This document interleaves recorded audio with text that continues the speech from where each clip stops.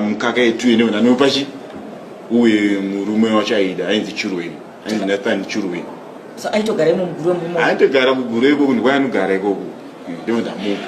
Iri tumusori mukaka ye nebato enda nayo kwake.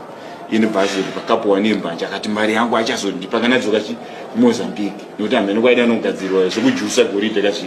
Ndipo akazodzoka akunzwa kuti nini ndakutsvagoni ndaurachi anatete vai. Sanga manje kuti azoya achindipa manje akutoda kutondibata futi.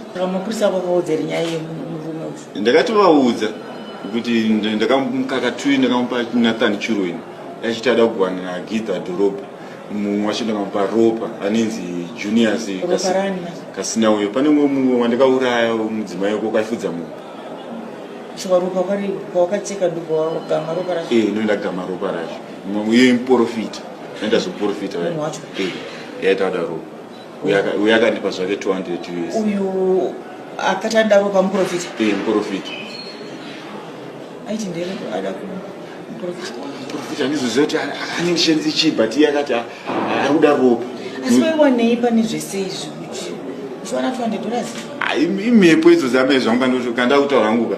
Imhepo dzinjangu sumuka kuti unongoita zvinhu zvakaipisisa uchiononge zvinhu zvisina kurema. Zvino zvokunzwa sei manje wakauraya? Chandakaona inini ukagara nebanga. Unoita zvimushonga zvokurumba izvozvo. Akuuraya vanhu uraya vanhu. Asi ukagara usingaite izvozvo unogara uri munhu akanaka. Mwoyo wangu